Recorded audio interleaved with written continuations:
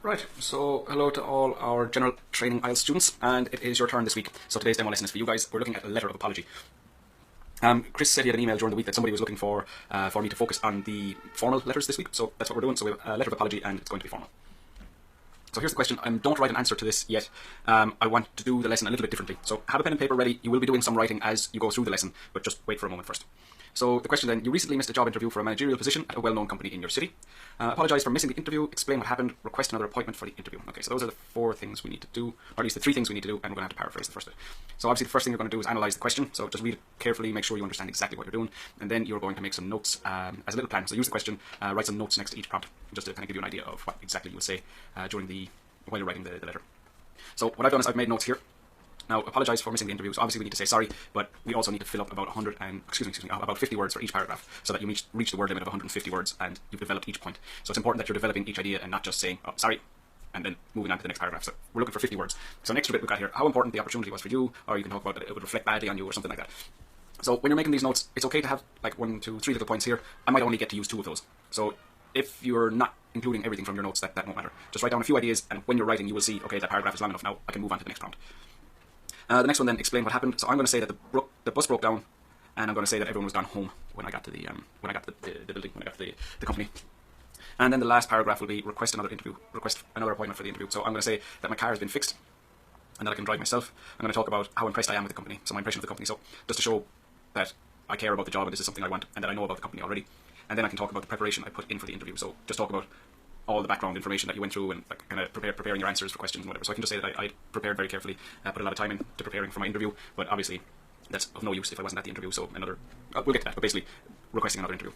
Okay, so the first thing you need to do is paraphrase the question. But what I've done is I've paraphrased it. Now you need to use formal language. So what I've done is I paraphrased it in informal language. Okay, so yesterday I didn't make it to the interview we were going to do at 4:30. So here I'm communicating the information I need to communicate, but it's too informal. This is a formal letter. This language is too informal. Before we continue, just in the question it says, at a well-known company in your city. I'm writing to the owner of the company. So I don't need to tell him that his company is well-known and it's in my city. So it would just be weird for me to give that information to the owner of the company. So I'm not going to include that part, just to kind of make it more realistic. Okay, so now what I want you to do, pause the video, and I want you to rewrite this sentence using formal language. So you're going to make this more formal and more appropriate. So pause the video now and press play when you're ready. Okay, so I'll just show you my version of how this would be more formal. I was unable to attend the job interview, which we had scheduled for 4:30 p.m. So it's the structures and the grammar will also be longer, but also the vocabulary will be more specific and more formal. So then my paragraph 2 is based on the first prompt, so I need to apologise for missing the interview. Now the same thing again. This version is communicating what I need to communicate, but it's too informal. So I'm sorry I didn't get to the meeting like I said I would. I really wanted to do the interview, and I hope you don't think I'm always late like this, because usually I'm really good at arriving on time. Sorry, my fault. I'm really good at arriving on time. So again, pause the video, rewrite this in a formal format, so make it suitable for writing to the owner of the company. Okay, so again, I'll continue, and this is what I had.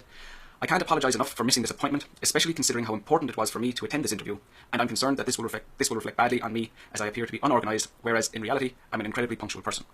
Okay, so obviously that's more formal. This whole paragraph was written in one sentence, but that's really not necessary to get a good band score. I mean, if you had that in like 2 or 3 sentences, but communicate the information and do it in a formal style, then that would be completely fine. So don't worry that I did it all in one sentence.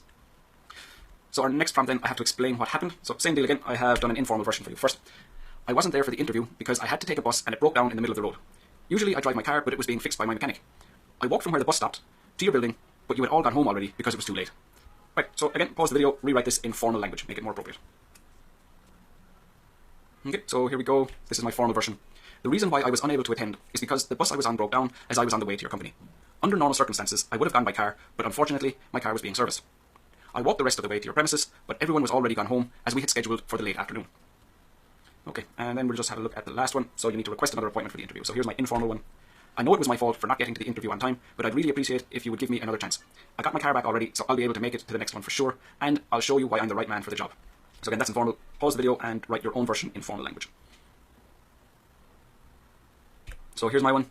Although I understand that I'm ultimately to blame for missing the interview, I would be indebted to you if you would reschedule our appointment for another time. I now have access to my car and definitely will not miss another opportunity to explain why I am suitable for this job. So that's it. That's the whole essay. And I've just pieced together the full answer from the formal version. So this would be my finished version for this letter. Excuse me. I don't know where that came from. So obviously add Dear Mr. Clifford, kind regards, Michael O'Sullivan, and that's my complete letter. Just be aware that the Dear Mr. Clifford and the kind regards, Michael O'Sullivan will not be included in my word count. So it's just from the first word of the first paragraph to the last word of the last paragraph. That's what's counted. Okay, so that's it. Hopefully you kind of have more awareness of the difference in style of what it is to be formal, what it is to be informal. And here is the question for all of you this week. As always, write out your answers, type them into the comments under this video, and then tomorrow I'll be back with global feedback showing you like what you did right, what you did wrong, and most importantly, how to improve your answers. Okay, that's all. So thank you guys for watching, and take care of yourselves.